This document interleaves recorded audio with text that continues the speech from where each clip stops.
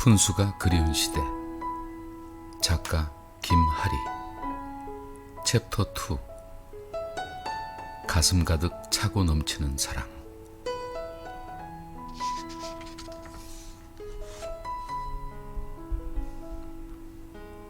가을 안부.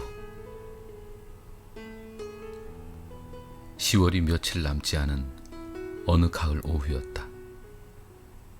이혼을 하고 몇 년째 혼자 살고 있는 A한테서 전화가 왔다. 술에 취한 것도 같고 실컷 울다 전화한 듯한 목소리였다. 서걱거리는 갈대 소리가 전화선을 타고 들려왔다. 양술이라고 한다. 제발 와달라고 몇 번이나 전화를 하는데 내키지 않아 그냥 있으려니 마음이 편치 않았다. 어둠이 자욱이 내려앉을 즈음 그녀를 만났다. 1년 만에 만난 그녀는 무척 야위어 있었다. 하나 있는 딸은 외국으로 보내고 혼자 살면서 여러 가지로 힘든 상태인데다 외로운 게 가장 힘들다며 연신 죽고 싶다고 했다. 내심 가길 잘했다는 생각이 들었다. 함께 어둑한 강둑을 걸었다. 문득 가까운 곳에 아는 화가가 살고 있는 것이 생각나서 전화를 했더니 반가워하며 당장 오라고 한다. 죽고 싶을 땐 모든 것들을 잊고 그냥 웃고 즐기는 것도 좋은 방법이다. 나 역시 가장 힘들 때 순간적으로 죽으려 해본 적도 있었기 때문에 어리석은 짓이란 것을 알지만 순간적으로 저지르는 심적 충동 또한 이해를 할 수 있기에 그녀한테 달려간 것이었다. 화실마당에 모닥불을 피워놓고 몇 시간 동안 그림과 사는 일에 대해 이야기하고 웃고 떠들면서 그녀도 얼마간 회복이 되는 듯 했다. 조금 후에 그곳을 찾아온 한 남자가 있었다. 재즈 음악을 하는 분이었다. 기타를 치며 불러준 로라 피기의 어텀 리브즈와 Let There Be Love는 환상적이었다. 라이브여서일까? 쌓아놓은 장작 더미에서 활활 타오르는 불꽃과 함께 남자는 로라 피기보다 노래를 훨씬 더 잘 불렀다. 늦은 밤 강변을 따라 돌아오는 길, 차 안에서도 그가 노래를 불러주었다. 꽤 긴 날들 동안 기타 치며 노래 부르던 그 밤의 풍경이 끊어지지 않고 명주실처럼 팽팽히 연결되곤 했다. 시간이 흘러 조금씩 끈이 느슨해질 무렵 그에게서 전화가 왔다. 반포에 사신다는 소리를 듣고 무작정 반포에 와 있습니다. 병원과 친한 사람이라 강남 성모병원 앞입니다. 그래서 친구가 된 그와는 꽤 오랫동안 좋은 음악 속에 빠져 한동안 행복했다. 그가 노래하는 곳에 가면 언제나 무대에서 내가 좋아하는 노래를 불러주었다. 내게 바친다는 말도 잊지 않았다. 그와 있으면 세상 모든 것들이 아편처럼 중독되어 묘한 행복감에 사로잡히곤 했다. 그러나 그렇게만 살 수는 없었다. 해야 할 일이 많다는 걸 절실하게 느끼면서도 그의 몽환적인 매력에서 빠져나오기가 힘들었다. 아마나도 그를 좋아한 것 같았다. 꿈속에서만 살 수 없는 걸 뻔히 알면서도 차마 내치지 못했다. 그렇지만 나는 홀몸의 가장으로서 냉혹한 현실을 살아내야만 했다. 2번의 가을을 구아 보내고 몹시 추운 겨울날, 어떤 언질도 인사도 남기지 않은 채 그의 전화를 받지 않았다. 집 근처에 왔다는 걸 알면서도 만나러 나가지 않았다. 튼튼하고 팽팽하게 이어졌던 긴 명주실 몇 가닥이 툭 끊겼다. 아직까지 그의 목소리만은 가늘게 이어져 있어 올가을에도 그가 불러주었던 노래를 들으면서 안부를 묻는다.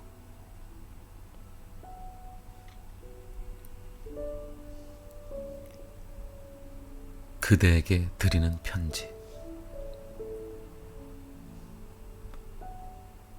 몇 번이나 그대에게 보낼 편지를 쓰려고 펜을 들고 앉았습니다만 이렇게 망설였던 일은 처음입니다.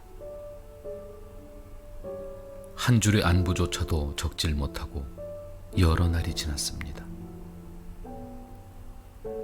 그만큼 그대에게 보낼 무언가를 쓴다는 일이 무척 어렵고 조심스러운가 봅니다.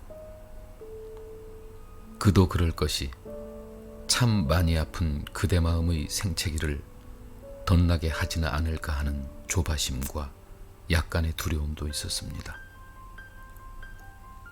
감히 함부로 위로의 말을 할 수도 없고 나를 좋게 봐주고 있다는 치우침을 고려해서 짧은 메일을 보내긴 했습니다만 보내놓고도 내내 가슴 한켠에서 은근히 불안감이 솟아오릅니다. 다분히 사무적인 냄새가 풍겨날 짧은 메일을 통해서 어쩜 잠깐 동안이라도 그대에게 위로가 될 수 있을까? 그저 가슴이 아려옵니다. 그럼에도 불구하고 메일이라도 자주 보내겠다는 약속을 했었지만 어떤 장문의 편지보다도 몇 배나 무거운 생각을 해야 한다는 것에 부담을 느끼는 것 또한 사실입니다. 편지는 보내면 이미 그땐 제 것이 아니라는 것을 잘 알기에 이토록 망설여집니다.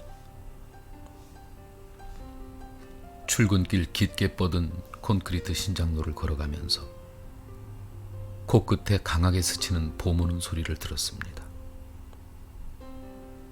얇은 속옷을 받쳐 입을 정도로 쌀쌀하지만 뾰족이 머리를 내밀고 있는 놀라운 생명력의 쑥이었습니다. 쑥을 보면서 그대도 병마를 툭툭 털고 일어나 평생 하던 노래 다시 부르는 소리를 듣고 싶습니다. 지금쯤 병실 창문 밖에서 비쳐드는 환한 아침 햇살을 누워서 바라볼 그대 눈빛이 생각나 많이 아픕니다. 이 햇살을 함께 나눌 수 있다면 얼마나 좋을까.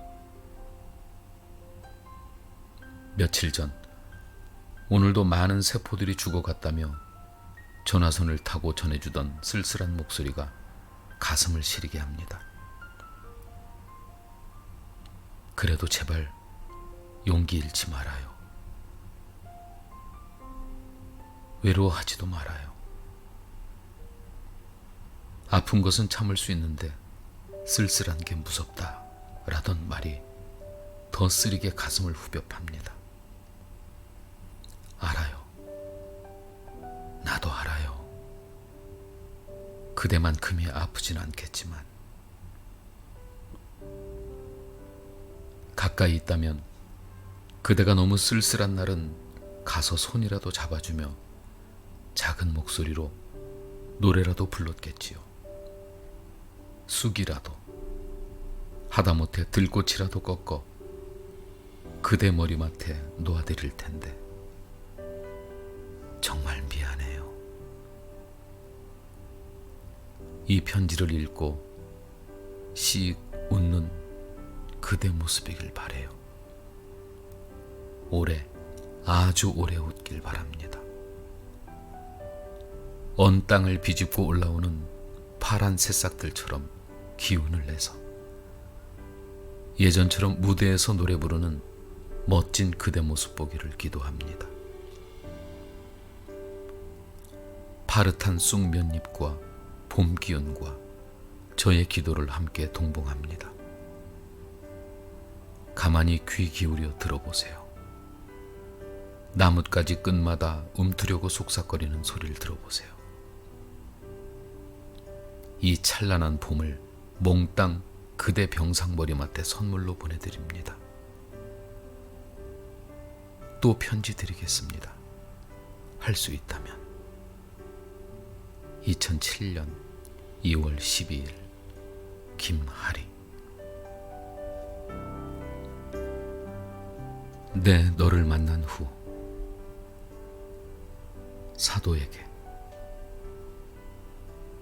내 너를 만난 후 오히려 다 말로 표현할 수 없었다.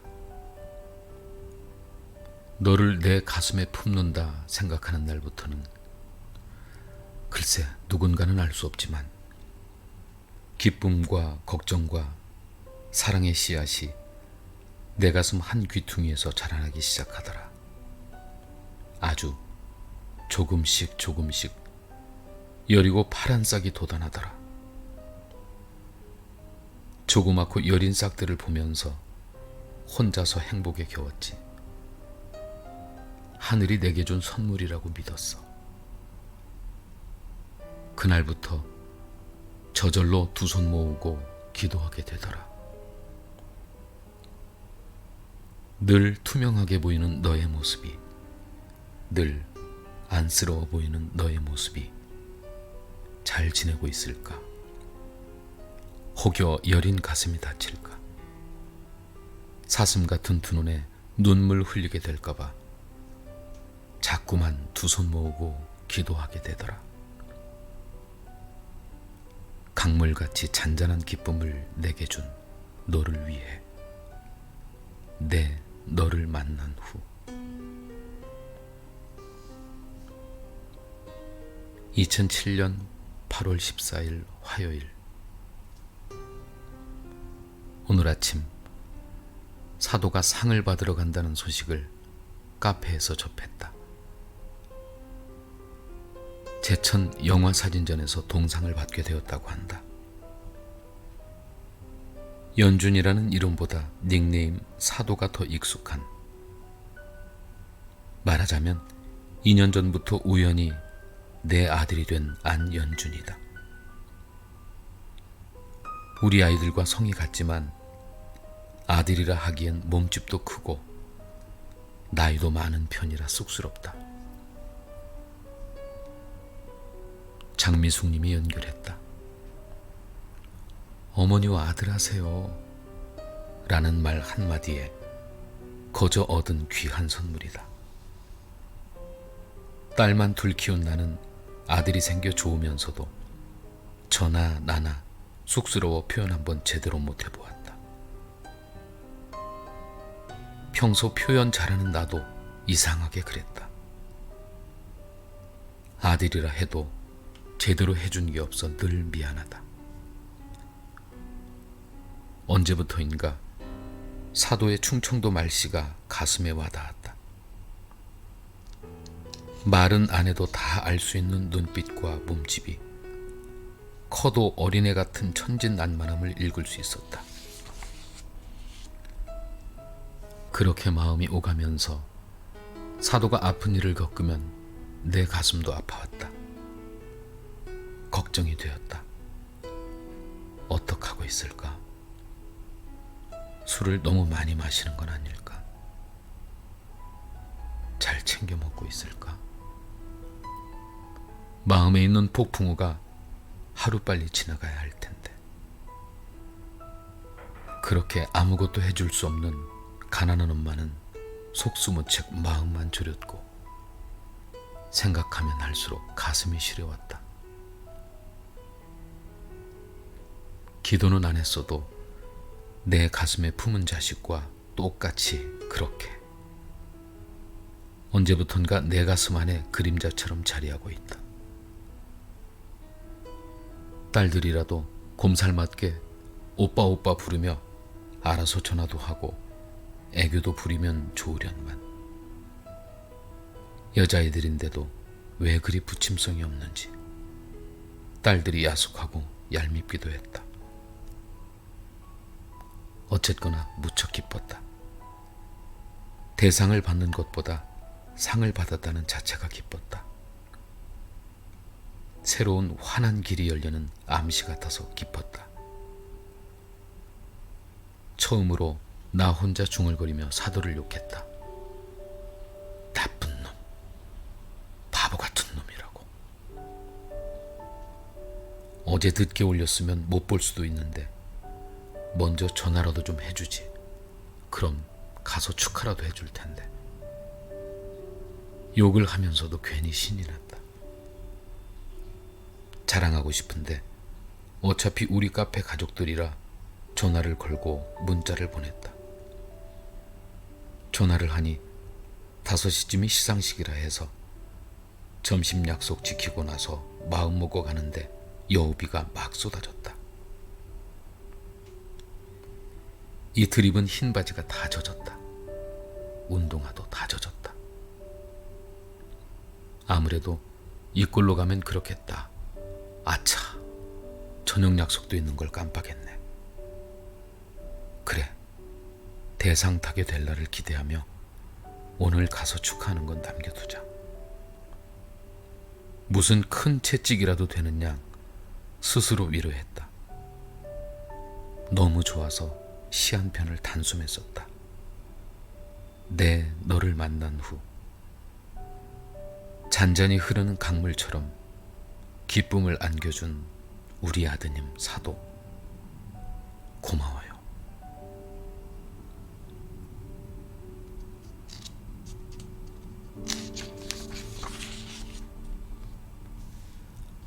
마른 꽃이거나 사랑이거나. 나는 꽃 중에서 들꽃을 좋아한다. 고상하고 화려한 꽃이 시들면 더 초라하지 않은가. 처음부터 그리 예뻐 보이지 않아도 은근하게 시들어가면서도 본디 모습을 지탱해내며 서서히 바뀌어가는 들꽃의 자태가 인생의 단면을 보는 듯해서 좋다. 조용하고 편안해서 쉬 버리지도 못하고 오랫동안 집에 놓았다가 버릴 때도 몇 번 생각하고 아쉬워하며 버리게 된다. 들꽃을 볼 때마다 나도 나이 먹으면 저렇게 늙어야 할 텐데 생각하곤 한다. 가끔씩 화려하고 당당하게 핀 백합이나 매혹적인 장미꽃다발을 선물 받으면 기분이 좋다. 하지만 빨리 시들어가는 모습을 보는 일이 더 애처롭다. 유난히 꽃을 사고 싶을 때가 있어 꽃집에 가기도 하는데 들어서자마자 들꽃 쪽으로 눈과 손이 가는 건 어쩔 수 없다. 특별히 선물을 해야 하는 날은 분위기에 맞춰 꽃을 사곤 하지만 대부분 들꽃 종류를 사거나 생명력이 긴 작은 화분을 산다. 작은 꽃이라도 찬찬히 살펴보면 있어야 할 것 다 있다. 그들만의 이야기가 있다. 소박한 아름다움은 쉬 실증 나지 않는 것이다. 시간 속에서 변하지 않는 것이 어디 있는가. 사람도 늙고 꽃도 시들고 세상 모든 것들이 늙고 변한다. 버릴 수 있는 것이 있어야 새로 탄생되는 것이 있는 것. 자연의 조화가 그렇다. 사람들은 지나가버린 시간과 젊음을 아쉬워한다. 아름드리 느티나무가 왜 아름다운지도 모른 채 지나간 사람들만 후회하고 안타까워한다. 모든 상처를 껴안고 뜨거운 태양 아래 묵묵히 고통을 견뎌온 고목의 늠름한 자태를 못 보는 것은 안타까운 일이다. 나이를 먹고 늙는다는 것은 이해와 관용의 폭과 깊이가 넓어진다는 의미에 가깝다. 나이 들어서야만 가질 수 있는 보이지 않는 내면의 아름다움이 있다. 이런 이유로 오래된 것들을 좋아하는지도 모르겠다. 오래된 가구를 좋아하고 오래된 집을 좋아하고 그리고 오래된 친구들과 오래 사귄 사람들을 사랑한다. 꽃말이나 향기보다는 질긴 생명력을 지닌 꽃이 참 좋다. 넉넉하고 편안한 여름바다도 좋지만 살얼음을 깨고 힘차게 넘실대는 시린 겨울바다의 파도가 더 좋다. 추운 겨울날 포구에 갔을 때 긴 장화를 신고 빨간 고무장갑을 낀 채 머플러를 칭칭 동여맨 사이로 사과처럼 빨갛게 언 양볼에 생선 파는 아주머니들을 볼 때 생동감과 더불어 강한 희열을 느낀다. 이렇게 살아있음의 고마움을 바다에 가면 느끼기에 더욱 겨울 바다가 좋다. 사람보다 아름다운 꽃이 있을까? 화려하게 잘 치장한 예쁜 여자보다 소소하지만 생명력을 느끼는 여자한테 더 끌리듯이 내가 살아오면서 가장 아름답게 본 여자가 바닷가에서 생선 파는 아주머니거나 할머니였다면 너무 과장된 표현일까? 그러나 진심이다. 그래서인지 어느 모임에서 내 별명은 엉겅퀴다. 억센 아줌마 같아서 붙여준 건지 열심히 사는 모습을 보고 붙여진 건지 모르지만 나는 그 별명이 좋다. 꽃을 말리다 보면 특별하게 생각나는 꽃을 선물 받은 기억이 있다. 몇 년 전 어느 가을밤 한 남자가 흐드러지게 핀 검은 장미 꽃다발을 안고 왔었다. 그는 지방에서 직장 생활을 하는 사람이었는데 무엇보다도 내 시를 무척이나 좋아해주는 사람이었다. 가을이 가기 전에 검은 장미를 전해주고 싶어서 갑자기 비행기를 타고 왔다니까 좀 늦었다 싶은 시간이지만 나가지 않을 수가 없었다. 어둠 속에서 얼굴이 붉어진 남자는 소년처럼 수줍게 서 있었다. 그때 처음으로 나이 먹은 남자도 가슴 설레는 소년이 될 수 있다는 것을 알았다. 더듬거리는 말투, 어눌한 행동, 홍조 띈 모습으로 고개 숙이며 쑥 내미는 검붉은 장미 한 다발. 어둠 속에서 더욱 검고 붉게 매혹적으로 빛나는 검은 장미 한 다발이었다. 그 순간 묘한 행복이 진하게 느껴졌다. 이 나이에 이런 매력적인 선물을 받는 일이 무척이나 감격스러웠다. 장미의 향기가 사라질 때까지 내내 행복했다. 점점 시들어가는 장미꽃을 바라보면서 그 남자의 모습도 사라질까봐 안타까워하면서도 행복했다. 장미가 시들어가는 동안 내 가슴도 조금씩 검게 타들어갔다. 장미꽃을 선물하기 위해 비행기를 타고 달려온 남자. 그리고 2시간 후에 돌아가면서 내내 돌아보던 남자의 모습이 아른거렸다. 장미가 검은색으로 쪼글쪼글하게 변했을 때 그 남자는 이미 아주 먼 곳으로 간 후였다. 그도 그럴 것이 그 남자와 만남은 그날이 마지막이었다. 물론 전화통화는 수없이 했지만 꽃이 말라가면서 내 가슴도 말라버린 것 같았다. 설렌 마음마저 지워지는 것 같아 참아 버릴 수 없어 벽에 거꾸로 매달아 놓았더니 다음 해 가을이 지나고 겨울이 오기까지 장미는 더욱 옹골차고 새카맣게 타들어갔다.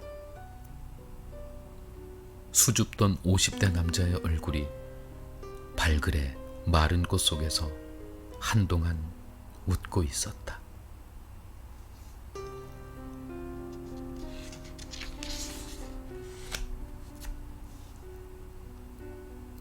보고 싶다.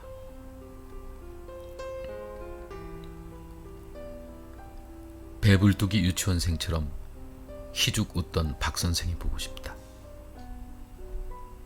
살아계실 때, 있을 때 손이라도 따뜻하게 잡아줄 것을, 말이라도 부드럽게 해줄 것을, 씻지 않은 손으로 싸주는 족발 더 받아먹을 걸. 살아야지. 나는 살아있을 거야.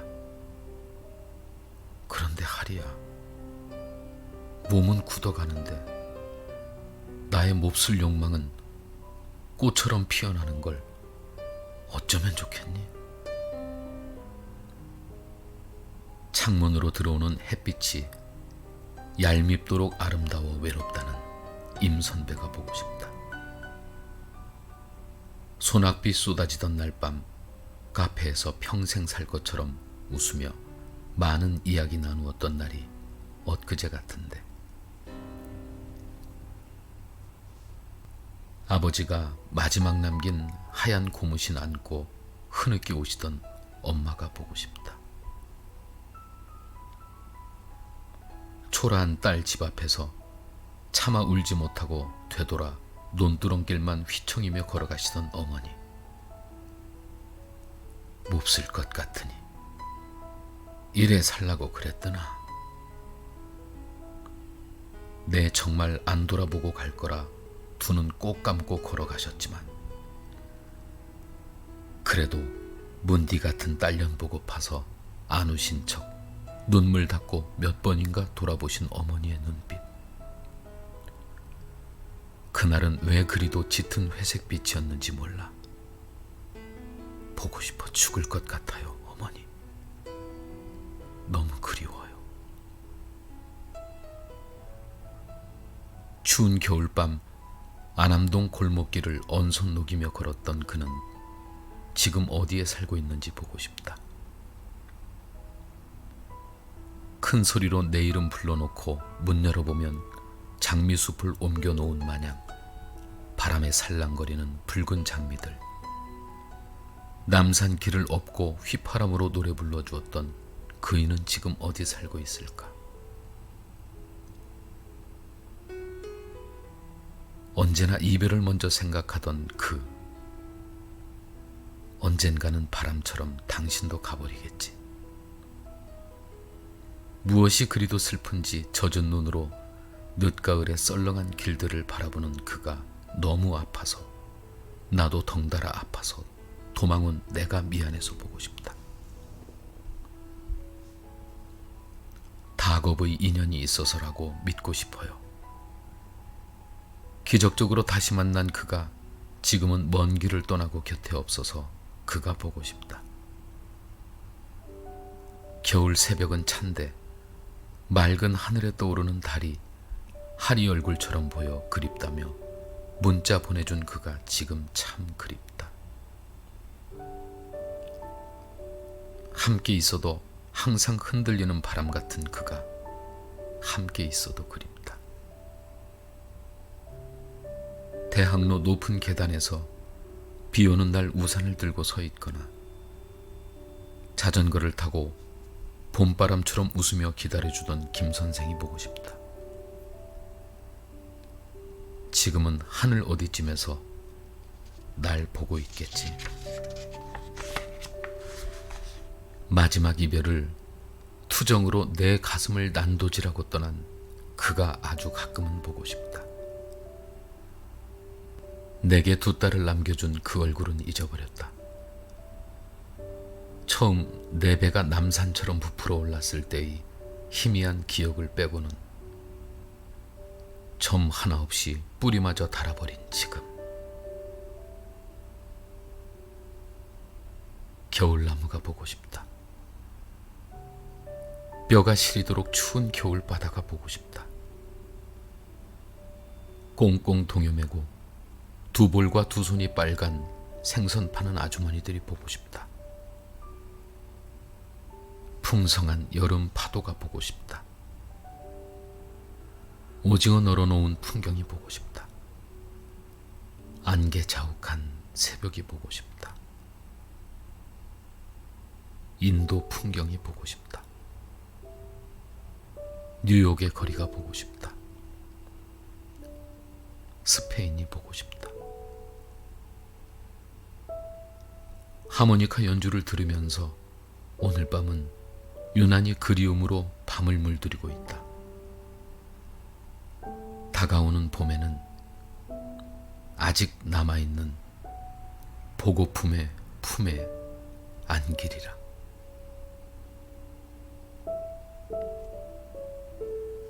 제 맛대로 살기. 며칠 전 모 방송국에서 주부가요대회가 있었다. 방송국으로부터 안 선생님께 심사위원을 해주십사 요청이 왔는데 나와 동행할 것을 청하시기에 그곳 풍경이 궁금하기도 하고 오랫동안 음악학원을 운영하고 음악에 관련된 일을 해온 내 귀가 어느 정도 뚫렸나 확인도 할 겸 방송국으로 갔다. 모두들 리허설 준비로 바쁘게 움직이고 있었다. 무대 한켠에서는 예선에 뽑힌 주부들이 긴장된 모습으로 차례를 기다리고 있었고 로비 한쪽에는 아줌마 박수부대 100여 명이 앉아 있었다. 그런 풍경을 보고 있으니 알고 지내는 어느 교수의 말이 생각났다. 그는 세상살이가 지겹고 힘들고 심지어 죽고 싶다는 생각이 들 때는 깊은 밤 자다가도 벌떡 일어나 남대문 시장으로 나간다고 한다. 쭈글쭈글한 손으로 녹두전을 굽는 할머니 가게에 앉아 막걸리 한 사발 쭉 들이키며 할머니의 주름살에서 마음을 가라앉히고 판자 무대 위에서 손뼉치며 쉰 목소리로 옷 파는 장사꾼을 바라보며 그의 발짓, 손짓을 따라하기도 하면 어느 사이 살고 싶은 의욕이 생긴단다. 난전에 쭈그리고 앉아 장사하는 할머니께 나물이며 반찬이며 야채를 조금씩 사서 까만 비닐봉투에 대롱대롱 담아 돌아오는 차 안에서 봉투 속에 들어있는 것들을 뒤적이며 대화를 한다고 했다. 모진 비바람 다 맞고서도 한마디 아프다 소리 안 하고 누군가에게 도움이 되려고 푸성기도 이렇듯 살아내었는데 만물의 영장이라고 하는 인간인 나는 바보구나. 그렇게 반성을 하면서 자기만의 살아가는 방법을 터득한다는 말을 떠올리다 보니 그곳에 온 사람들 모두가 맡은 분야가 다르고 그 분야마다에서 최선을 다하는 모습이 푸성기와 닮았다는 엉뚱한 생각이 들었다. 대회장의 아줌마들은 하나같이 한두 명의 자녀를 키우고 살림을 꾸려가면서도 자신만의 세계를 찾기 위해 주부가요대회에 나왔을 것이다. 아무리 예쁘게 치장해도 아이 낳은 여자의 몸은 어디가 달라도 다를 수밖에 없다. 우리 여자들은 그렇게 변한 모습을 훈장처럼 자랑스럽게 생각해야 한다. 물론 그렇지 않은 아줌마도 있지만 대부분 허리와 엉덩이가 두루뭉술이하게 불어난 몸매는 옷을 더 팽팽하게 터질 듯 만들었다. 모처럼 큰 맘 먹고 다녀온 미장원 머리 모양은 아무래도 평소와 달라서 어색할 것이다. 그날 내 눈에 비친 주부들의 모습은 그 누구보다도 자랑스럽고 아름다웠다. 아이들 키우고 남편 뒷바라지 하느라 손은 거칠어져 있을 것이고 남은 음식 아까워 먹다 보니 어느새 굵어져 버린 허리를 보고 간혹 남편은 핀잔도 했을 것이다. 엄마가 되고 아줌마가 되면 그 심정 누구나 똑같음을 알기에 나 또한 알아주지도 알 수도 없는 대한민국의 한 아줌마이자 엄마로서 그 길을 걸어와 엄마의 아줌마의 위대성을 알기에 그들의 매력을 짜릿하게 느끼며 용기 있는 행동에 박수를 보냈다. 대회이기 때문에 누가 더 잘했나 하는 평가도 중요했지만 내 눈길은 다른 곳으로 향하고 있었다.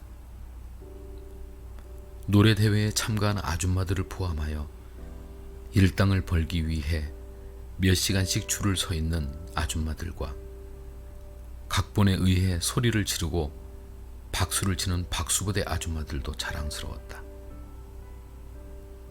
대한민국 엄마들, 아줌마들의 열성적이고 강한 모성애를 누가 탓할 수 있겠는가?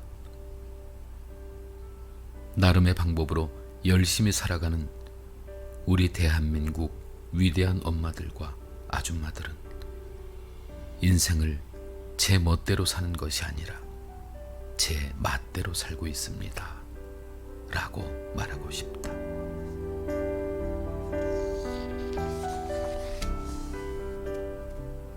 제비. 정답던 얘기 가슴에 가득하고 푸르른 저별 빛도 외로워라. 제비라는 노래인데 이 노래만 들으면 생각나는 사람이 있다. 노래를 무척 잘 부르던 남자였다. 노래뿐만 아니라 피아노, 기타도 수준급이다.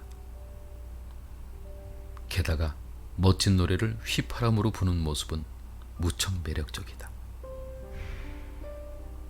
그분과의 인연은 어떤 공부 모임에서였다. 인연이 되려고 그랬는지 많은 사람들 중에서 유독 눈에 띄었다. 인디언 옐로우 남방 셔츠에 회색 바지를 입은 모습이 무척 세련되었다. 서로 먼발치서 눈을 마주치기는 했지만 인사를 나누기는커녕 눈인사도 하지 않았다. 정례적으로 일주일에 한 번 그 모임에 가면 내가 가는 곳마다 거짓말처럼 그 사람은 항상 있었다. 웃을 듯 말 듯 가벼운 목례만 하는 게 고작이다가 여러 날이 지난 어느 날 내게 다가와 차 한잔 하고 싶다는 말을 했다. 말없이 앉아있던 내 손에 초콜릿을 쥐어주었고 그 이후에도 여전히 가벼운 목례와 그가 쥐어주는 초콜릿만 먹다가 헤어지는 것이 고작이었다.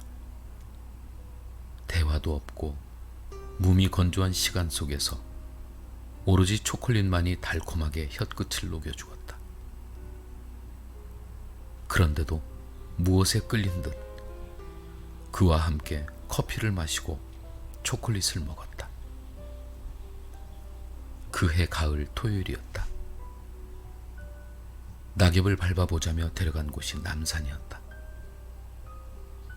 햇살이 보기에도 좋고 몸에 와닿는 느낌도 참 좋은 오후 2시쯤이었다. 그가 휘파람을 불기 시작했다. 지나가는 사람들이 가던 길을 멈춰서서 그의 휘파람을 듣고 있었다. 달콤한 기운들이 온몸을 적셨다. 행복해하는 나를 위해 아이처럼 신이 나서 여러 번 휘파람을 불어주었다. 주위 시선은 아랑곳하지 않고 나를 냉큼 업고는 휘파람을 불면서 남산길을 걸었다.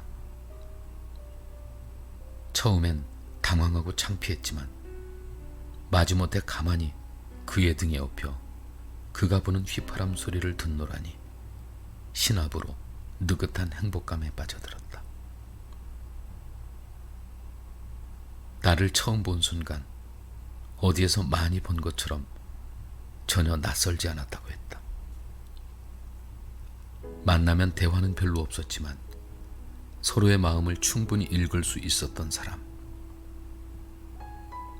그가 불러주는 노래에 내 가슴은 살이 통통하게 오르기 시작했고, 그가 그려주는 그림에 내 시에 새살이 돋아났으며,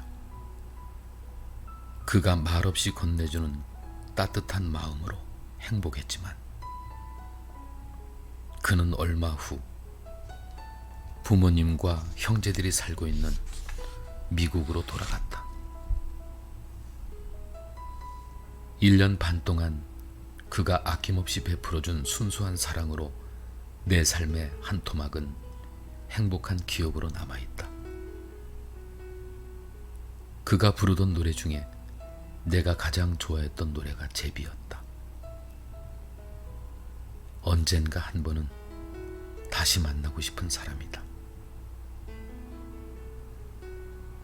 종교에 관하여 본격적으로 불교 공부를 시작한 지 4년 조금이 넘었다. 독학으로 했기 때문에 체계적이지는 못하다.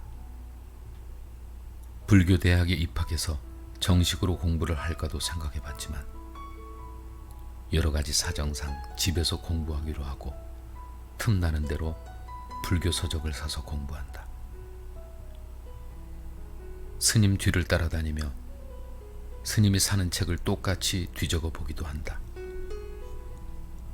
아직 내게는 어려워 책꽂이에 꽂아둔 채 읽지 않은 책도 있지만 그 책을 바라볼 때마다 열심히 공부해야지 하는 마음이 들기 때문에 무용지물만은 아니다.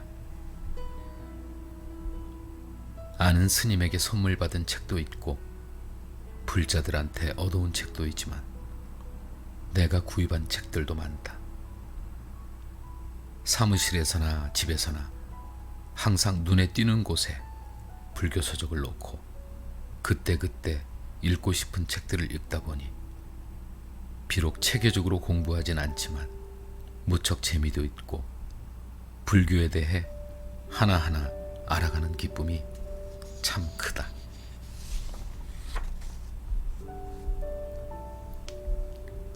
불교는 종교라기보다는 지혜에 가깝다. 모든 종교가 그렇지만 특히 불교는 살아가는 데 있어서 쉽게 답을 주기 때문에 좋다. 대부분이 기복신앙이며 나 역시 전혀 아니라고는 말할 수 없다.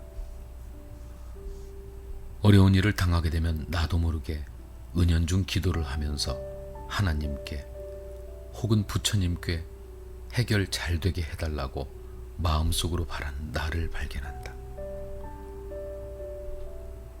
내가 불교에 관심을 갖게 된 이유는 불교는 많은 꿈을 꾸게 하지 않는다. 혼자 반성하게 하고 혼자서도 느낄 수 있게 길잡이를 해주는 것에 매력을 느꼈다.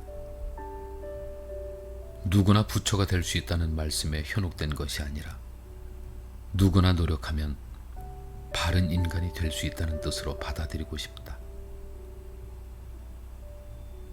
불교에서는 모든 것들은 공이라 말한다. 아무것도 없다는 것은 부질없다는 뜻으로 욕심과 집착을 버리라는 뜻으로 받아들여진다. 마음 공부를 말하는 것이다. 내 마음 공부는 내가 해야지 누가 대신 해줄 수 있는 게 아니기 때문이다. 대부분의 종교는 사람들에게 지혜를 가르쳐주고 그들을 바른 길로 인도하고 있다. 종교는 필요하다. 마음의 의지가 되고 지혜의 샘이 되기도 하며 위안도 되기 때문이다. 내가 불교에 빠지게 된 경위는 몇 년 전, 음반 시장이 침체된 가운데 틈새 시장을 이용해 돈을 좀 벌어볼 욕심으로 불교 음악을 선택하고서부터이다. 찬불가는 찬송가에 비해 또는 불자수에 비해 크게 발전하지 못한 것 같았다.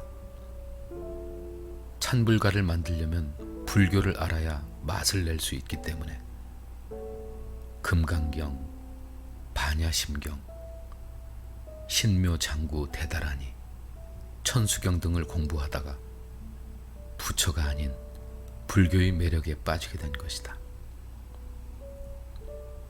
나는 구속되는 것을 무척 싫어한다.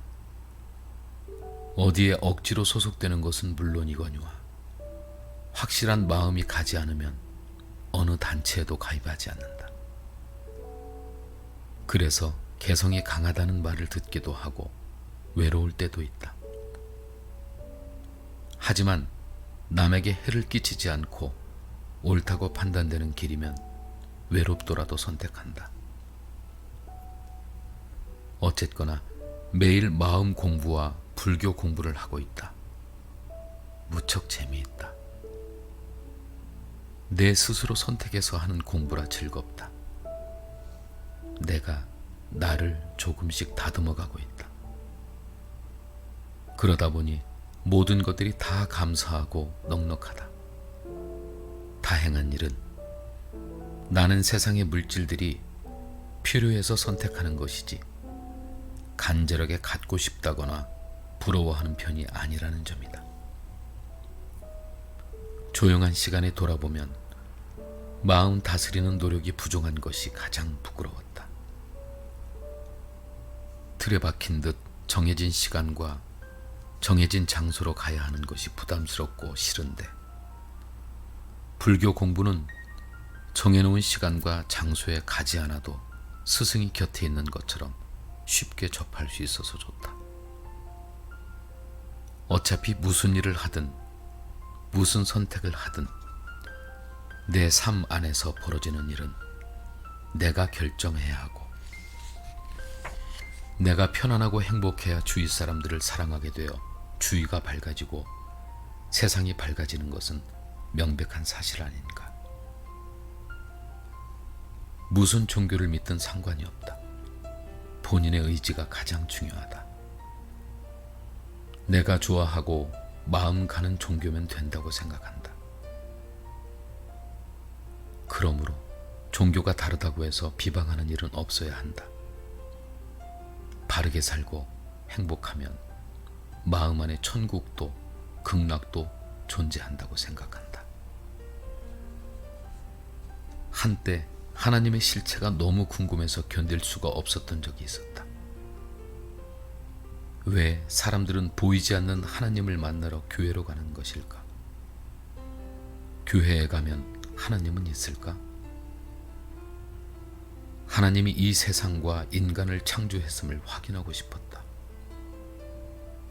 그래서 신학을 공부했고 몇 년 전부터는 다시 불교 공부를 하고 있는데 딱히 부처님을 만나려거나 복받으려고 혹은 극락에 가기 위해서라기보다는 불교에서 주는 말씀이 가슴에 와 닿아서이다. 내 생각은 그렇다. 이 글을 읽고 있는 사람들 중에 반대 의견을 가지고 나를 참으로 건방지다고 말할 사람이 있을지도 모르지만 나는 다만 이 세상이 생각하기에 따라 천국이 될 수도 있고 지옥이 될 수 있다는 생각을 말하고 싶다. 얼마만큼 인간답게 사느냐, 지혜롭게 처신하며 사느냐는 것은 중요하며 그러기 위해서는 종교적인 바른 지침서가 필요하다고 생각한다. 자기가 원하는 종교를 선택해서 바른 말씀대로 실천하며 열심히 사람답게 살다 보면 행복이 오는 게 아닐까. 종교에 관계없이 나를 다스리는 지혜를 옮겨본다.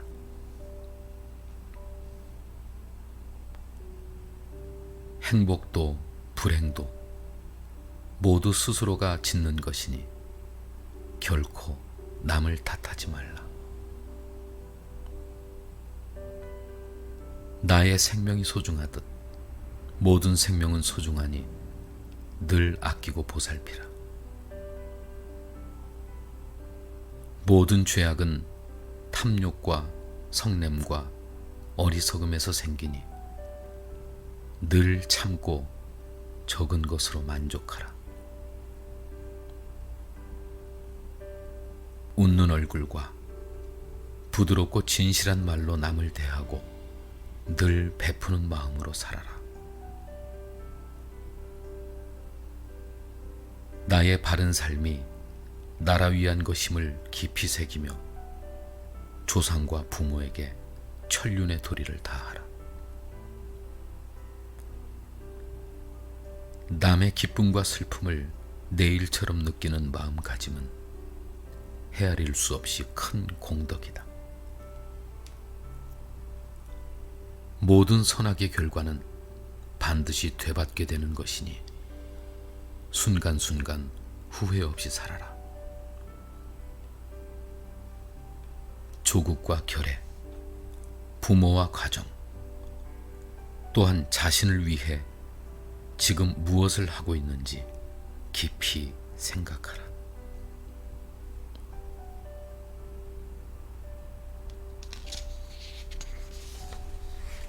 특별한 신앙송. 91년부터 신앙송 무대에 서기 시작하여 대중 앞에서 시를 읊는 것이 지금까지 300회 남짓 될 듯 싶다. 큰 무대, 작은 무대를 비롯하여 숱한 사연과 눈물의 신앙송, 화려한 무대도 있었다. 그 중에서도 천사원의 장애우 친구들이 주최한 신앙송에는 평생 잊지 못할 무대이다. 자그마한 교회의 무대에서 이루어진 신앙송에는 어느 무대보다도 멋지고 아름다웠다. 휠체어에 의지해서 말도 제대로 할 수 없으면서 온 힘과 정성을 다하여 절절한 가슴으로 더듬더듬 시를 낭송하는 천사원 장애우들의 천진난만한 맑은 두 눈은 성경에 나오는 천사가 바로 이들이란 생각이 들게 했다. 어느 누구의 힘도 빌리지 않고 직접 연출, 조명, 무대 미술, 프로그램 구성까지 맡아서 해낸 아이들의 몸짓은 여태껏 내가 본 어느 신앙송회보다도 감동적이었다. 자꾸만 가슴이 뭉클해지고 눈물이 앞을 가려 안경을 수없이 닦아내야만 했다. 또 하나의 잊지 못할 무대는 2006년 12월 말 충주에서 있었던 이민자를 위한 행사에서의 신앙송이다. 똑같은 날 서울에서 개런티가 있는 화려하고 큰 행사가 있었지만 거절하고 충주로 향했다. 한 해가 가기 전에 내가 가진 목소리로나마 작은 봉사라도 해야겠다는 생각에서였다. 필리핀, 중국, 베트남, 연변 등지에서 한국으로 시집온 이민자를 위로하는 행사였는데 문화적인 차이도 큰 데다 말도 통하지 않는 한국으로 시집와서 정신적으로 육체적으로 고통받는 이들을 위하는 일이라 당연히 가야 한다는 생각이 컸다. 이민자들이 한국 남자에게 시집와서 겪는 고통을 TV에서 몇 번 본 적이 있는데 그때마다 무척 분노했던 기억이 있다. 돈을 주고 데려오긴 했지만 짐승도 아니요, 물건도 아니요. 우리와는 단지 문화와 말이 다를 뿐인 사람인데 어떻게 그다지 잔인하게 대할 수 있는지 이해가 되지 않았다. 프로그램을 보면서 얼마나 안타깝던지 눈물을 멈출 수가 없었고 못된 한국 남자들을 향해 연신 욕을 퍼부어대도 속이 풀리지 않았다. 행사는 충주 지역에서 뜻을 같이 하는 아름다운 마음들에 의해 이루어졌다. 나 역시 처음 가보는 충주의 하얀 겨울밤. 잠깐 동안이나마 내가 들려주는 시를 통해 그들이 위안을 받을 수 있기만을 바랬다. 어차피 한국에서의 이세의 핏줄을 이어가며 살아갈 것이라면 상처받지 않고 잘 살기를 마음속으로 간절히 기도하며 시를 낭송했다. 내 이름 석자를 알리기 위함도 아니고 충주 유지들을 만나기 위함도 아니었기에 부대에서 내려와 이민자들에게 가서 일일이 손잡고 힘을 내라 혹여 의논할 일이 생기거나 속상하면 내게 전화를 해도 좋고 편지를 써도 좋다고 그들에게만 명함을 건네고 일찍 서울로 돌아왔다. 마음으로는 그들이 내게 편지를 쓰면서 한글을 깨우쳐 우리나라의 생활에 조금이라도 빨리 적응하길 내심 바라고 있었다. 단지 가난하다는 이유만으로 멀리 한국까지 왔지만 한국 사람의 핏줄을 이어주는 그들은 이제 우리나라 국민이 아닌가. 부디 행복하게 살아가길 두 손 모아 기도해본다.